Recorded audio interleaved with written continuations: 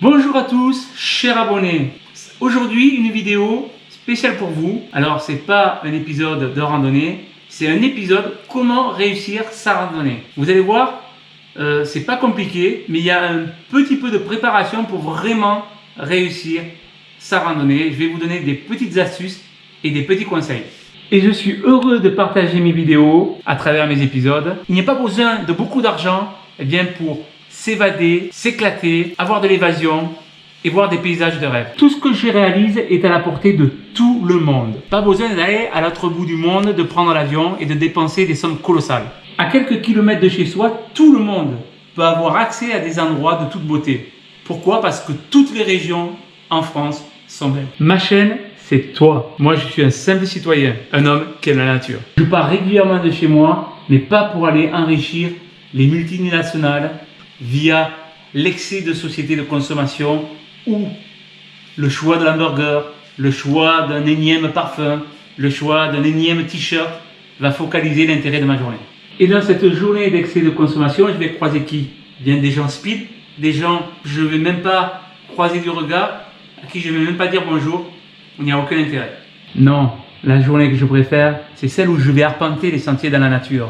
Là, je vais croiser des gens apaisés, des gens qui ont le même intérêt, des gens avec qui on va pouvoir discuter, prendre le temps, où les choses simples prennent une immense importance. Le tout avec un petit sac à dos et de quoi grignoter. Alors oui, il faut un peu de préparation, mais qui avait l'expérience va être naturel. Donc voici mes conseils pour réussir sa randonnée.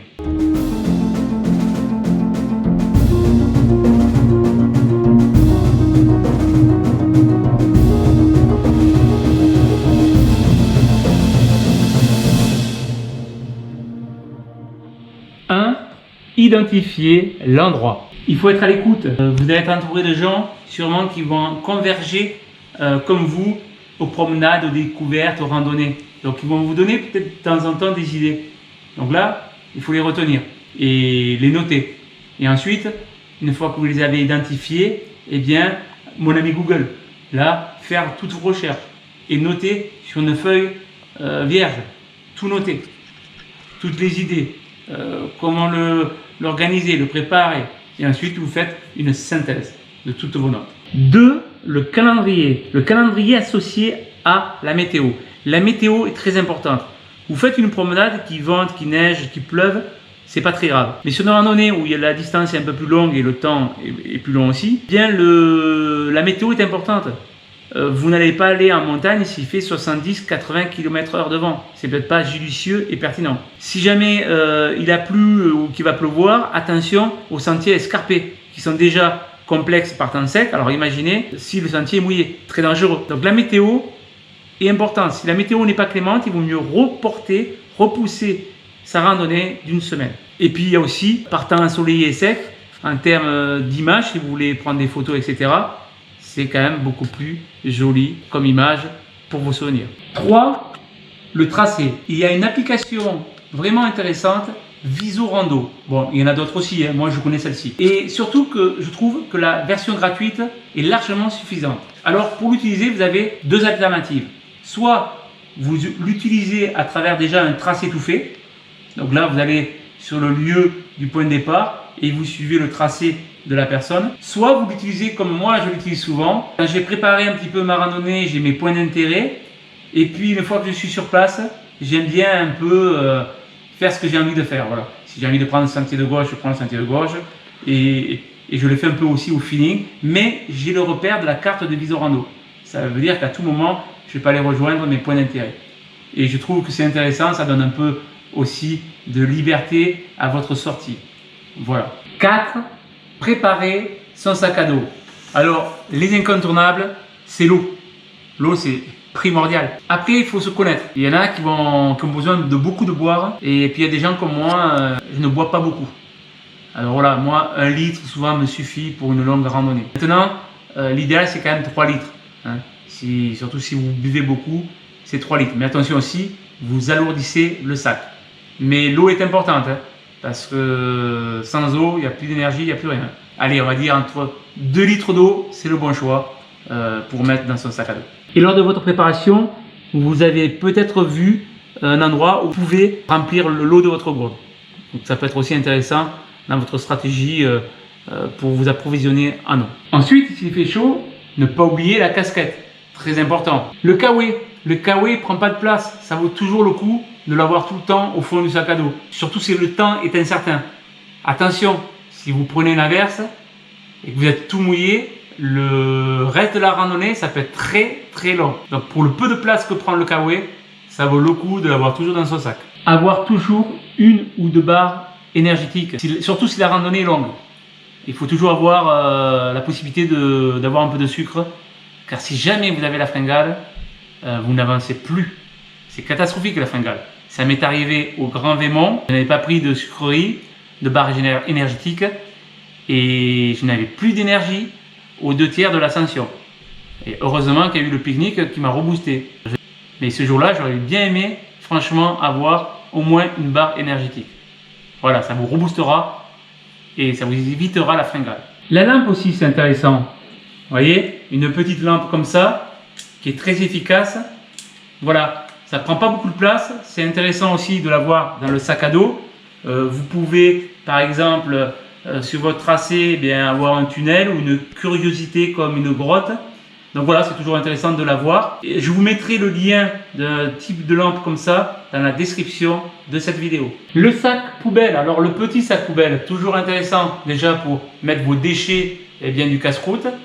Voilà, hein, ça prend pas beaucoup de place et c'est toujours pratique le sac poubelle. Et pour anecdote, moi je m'en suis servi de ces petits sacs poubelles lors de l'ascension du Mont Ventoux. Il y avait de la neige et en fait j'étais parti avec les baskets. Et bien qu'est-ce que j'ai fait? J'ai mis ces petits sacs poubelles sur chaque pied, par-dessus les chaussettes. Et en fait, j'ai pu marcher en basket dans la neige sans mouiller un orteil. Vous voyez, ça m'a servi. Et un peu dans le même cas, vous pouvez l'utiliser dans les passages de cours d'eau où l'eau est froide ou des passages boueux. Eh bien, pareil, vous pouvez vous protéger vos chaussures grâce à ces petits sacs poubelles. Le lacet. Vous allez me dire, un lacet, vous avez vu la place que ça prend? Ça prend rien du tout et ça peut être utile. Déjà, en randonnée, pour X raisons, un jour, vous pouvez casser votre lacet. Eh bien, c'est bien d'en avoir un de rechange. Ensuite, j'ai discuté une fois avec une randonneuse et elle expliquait, elle avait toute sa semelle là qui était en train de partir.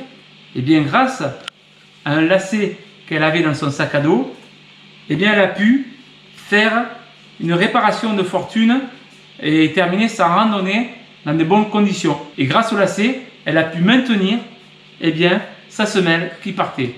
Voilà, pour le peu de place que prend un lacet, il vaut mieux l'avoir dans son sac à dos. 5. Préparer le pique-nique. Le pique-nique est sacré dans une randonnée. Autant bien sûr qu'on adore marcher, s'évader, se ressourcer à travers de beaux sentiers, de magnifiques paysages. Mais le pique-nique, c'est du pur bonheur. Vous allez choisir un spot magnifique qui vaut largement les restaurants panoramiques. Vous allez dépenser une blinde où ça va être bondé de monde. Là, vous allez être dans un spot qu'un restaurant panoramique peut vous proposer et où vous serez isolé et seul ou avec vos amis dans la nature. Donc le pique-nique, c'est très important. Alors, je ne dis pas qu'on va faire des gambas grillées, mais il faut y apporter quand même une petite note de plaisir et concocter quand même quelque chose de sympa. Et tout ça pour le moindre coût et du pur bonheur. La petite astuce, ayez un petit thermos. Boire un petit café après avoir fait son pique-nique sur un sommet ou sur un littoral ou sur un sentier de garrigue, c'est du pur bonheur. C'est le petit plus d'une randonnée. 6. Partir de bonne heure. C'est important de partir de bonne heure en randonnée pour plusieurs raisons. Déjà, ça vous laisse vraiment le temps de prendre votre temps tout au long de votre parcours. Et puis, quand vous allez sur un sentier du littoral ou un endroit, un sommet connu, etc., et que vous partez de bonne heure, souvent, il n'y a personne quand vous arrivez sur les lieux. Et je peux vous dire que cette sensation d'être dans un endroit paradisiaque où il n'y a personne, c'est quelque chose de magique. Vous avez l'impression que le monde vous appartient, que en tout cas l'endroit, le lieu où vous êtes, il vous appartient parce que vous êtes seul dans ce lieu. et vous allez sur le même lieu en fin de matinée ou en début d'après-midi ou en plein milieu d'après-midi, eh bien le lieu est toujours aussi beau, mais il n'y a plus cette magie parce que c'est bondé de monde. C'est important ça, de partir de bonne heure. 7. Eh bien, immortaliser vos moments de plaisir en randonnée. Alors il y en a que je sais, ils ne prennent pas de photos ou qui ne filment pas, c'est légitime, mais vous savez, à force d'en faire boulement, eh bien, dans la mémoire et au fil des années, ça devient confus, soit vous mélangez même, ou soit même ça se perd peu à peu. Donc ça c'est un peu dommage, et donc on peut les immortaliser. Alors je vous mettrai dans la description de la vidéo, eh bien, ce que moi j'utilise, hein, c'est en termes de qualité-prix, c'est génial. Une tablette Galaxy pour faire les photos et une GoPro ainsi qu'un drone. Et là, avec ça, vous pouvez bien immortaliser vos randonnées. Voilà, c'était mes quelques conseils, astuces pour réussir une randonnée. Vous voyez, c'est pas besoin non plus de tout cadrer, hein, mais avec un petit peu de préparation, eh bien, ça permet quand même de réussir et d'optimiser sa randonnée, de se régaler, de prendre plaisir lors de votre randonnée le jour J. Vous avez remarqué, il y a à côté de moi Fripouille.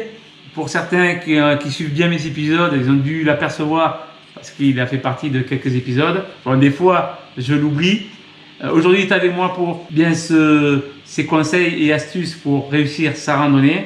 En attendant, moi, je vous dis à très bientôt sur Terra Découverte pour une nouvelle et belle aventure que je vous ferai partager. N'oubliez pas pour cette vidéo quand même de mettre un pouce bleu, de partager et bien sûr de vous abonner si vous n'êtes pas encore abonné à Terra Découverte pour vivre de superbes aventures. À bientôt. Au revoir.